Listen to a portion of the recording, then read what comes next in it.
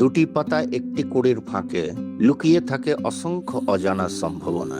এই অজানাকে জানার লক্ষ্যেই জন্ম নেওয়া আমাদের চা গরম, যার আসল শক্তি ছিল চা বাগানের মানুষ, তাদের জীবন, লড়াই আর স্বপ্ন। তেমনি একজন সাগর স্যার। বাস্তব জীবনের এই সাগর স্যার থেকেই আমরা পেয়েছিলাম চা গরমের পর্দার সাগর স্যারের অনুপ্রেরণা। চলুন পরিচিত হই এতদিন পর্দার আড়ালে থাকা এই সাগর স্যারের সাথে।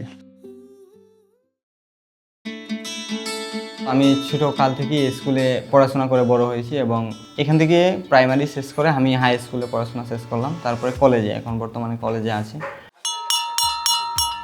2024 সালে স্কুলটা বন্ধ হয়ে গেছিল, তারপরে উদ্যোগ নিলাম যে আমি এই স্কুলটা কীভাবে কন্টিনিউ করা যায়। এখানের বাচ্চারা নষ্ট হয়ে যাচ্ছিল, তারপরে আমি ভাবলাম যে এদেরকে নিয়ে অবশ্য স্কুলমুখী যদি না করা যায় তাহলে ভবিষ্যতে এনারা শিক্ষা থেকে বঞ্চিত হয়ে যাবে। পাশাপাশি অভিভাবকের সাথে আলোচনা করছি এবং আগের যে কমিটির সাথে আলাপ আলোচনা করে তারপরে জার্নিটা শুরু করি এবং 2025-এর দিকে আমরা ভর্তি নেওয়া শুরু করি। তো এই থেকে মনে করেন যে সাগর থেকে আমার সাগর স্যার হওয়া। আমাদের উপদেষ্টা ছিল, উপদেষ্টা বলতে আমাদেরকে সবসময় গাইড করতেন এবং যাদের দিক নির্দেশনায় আমরা চলি, যেমন ধরেন জিতেন, মন্টু, এরা ছিল। পাশাপাশি আমার বাবা এবং আমার মা ছিল ইন্সপায়ার করার জন্য। তাদের এই যে দিক নির্দেশনা থেকে আমি এই সামনে এগিয়ে যাই। এই স্কুলটা প্রতিষ্ঠিত হয়েছে 1996 সালে, চলতি ছিল এবং 2023 সালে এসে হঠাৎ করে যে শিক্ষকের অভাবে এবং শিক্ষকের যে ফাইন্যান্সিয়ালের অভাবে স্কুলটা হঠাৎ থেকে বন্ধ হয়ে যায়। পরে আমি ভাবলাম যে না, স্কুলটাকে এই কন্টিনিউ রাখার জন্য নিজের উদ্যোগ এটা নিলাম। প্রথমত যে 2025 সালের দিকে অল্প কয়েকজন, ধরেন 10 থেকে 15 জন থেকে শিক্ষার্থী থেকে শুরু করলাম। অনেক অভিভাবক ভাবছে যে স্কুলটা তো আবার বন্ধ হয়ে যাবে, এখানে শিক্ষার্থী দেওয়া যাবে না। সবাই চাইছিল যে যা সরকারি একটা প্রাথমিক বিদ্যালয়ে পড়াশোনা করার জন্য। পরে যখন দেখছে যে না, এখানে ঠিক আমি যে পরিশ্রম করছি, পাশাপাশি নিজে যে ঝাড়ু টাড়ু দিয়ে পরিষ্কার রুম গুছাইছি, টেবিল মুছছি এবং যে বাথরুমের যে ইনফ্রাস্ট্রাকচার ছিল না আগে, নিজে থেকে উদ্যোগ নিয়ে বাথরুম টাথরুম এগুলা সুন্দরভাবে পরিষ্কার পরিচ্ছন্ন করার পরে স্কুলটা গুছানোর পরে গিয়ে অনেক এখন অভিভাবক আমাদের কাছে স্টুডেন্ট দেয় আর কি ভর্তি করানোর জন্য। এখানে পড়ানোর সময় অনেক প্রবলেম ফেস করতে হয়েছে। প্রথমত বেঞ্চি ছিল না, কয়েকটা বেঞ্চি নিয়ে ক্লাস করে 2 ব্যাচ করে এবং এই যে নিচে ফ্লোরের করে এই চালু দিয়ে স্টুডেন্টকে পড়াশোনা করানো হয়। খেলাধুলা সামগ্রী নাই বললেই চলে। খেলাধুলা শিক্ষারই একটা অংশ এবং বিনোদনের একটা অংশ।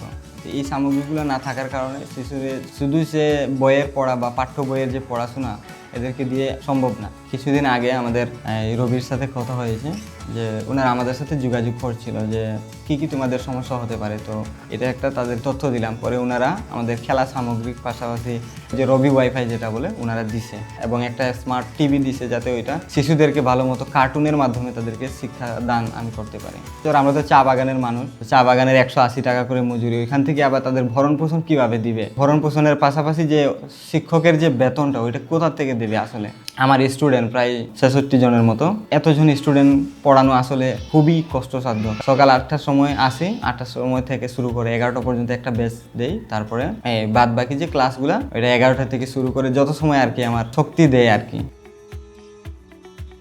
শিক্ষকের যে বেতন সম্মানী বাবদ সেটা হচ্ছে ধরেন 10 টাকা এবং 1 ফট চাল দেয় সপ্তাহে। তো ওই টাকা দিয়ে আর কি চলে এখন বর্তমানে আমার। শিক্ষার্থীরা এখান থেকে পড়াশোনা করে হাই স্কুলে যাবে, শিশু শ্রেণী থেকে 5ম শ্রেণী পর্যন্ত এখানে পড়াশোনা করায় ওদেরকে।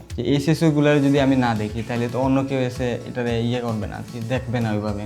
আসলে আমি এখনও স্টুডেন্ট, আমি স্টুডেন্টের পাশাপাশি এই কাজটা করি। এখন ভবিষ্যতে প্ল্যান আছে যে যদি এই স্কুলে কোনো সংস্থা বা ধরেন সরকারি যদি অনুমোদিত হইতো তাহলে এদেরকে সুন্দরভাবে পড়াশোনা করানোর মাধ্যমে ধরেন আমি জীবন নির্বাহ করতাম, এটুকু আর কি। আমার এই শিশুদের নিয়ে প্রত্যাশা ভাইয়া, যাতে আমার মতো সবাই যাতে কলেজ পড়ুয়া হয়, সবাই যাতে, এই বাগানে তো সরকারি চাকরিজীবী নাই, তো আমি চাই এখান থেকে আমার যে স্টুডেন্ট এখান থেকে যাতে ঘরে ঘরে একজন সরকারি চাকরি করি, কেউ ব্যবসা করুক, কেউ ব্যারিস্টার হোক, কেউ ভালো ভালো পজিশনে যাক, এটা আমি চাই।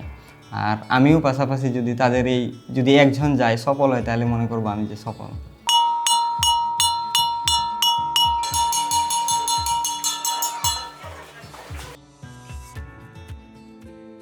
আমি অনেক ভাবছি, বুঝছিস, তুই আসলে ঠিক। এই বাগানের মানুষের যদি কেউ উপকার করতে পারে বা জীবন বদলাতে পারে, সেটা বাগানের ছেলেমেয়েরাই পারবে।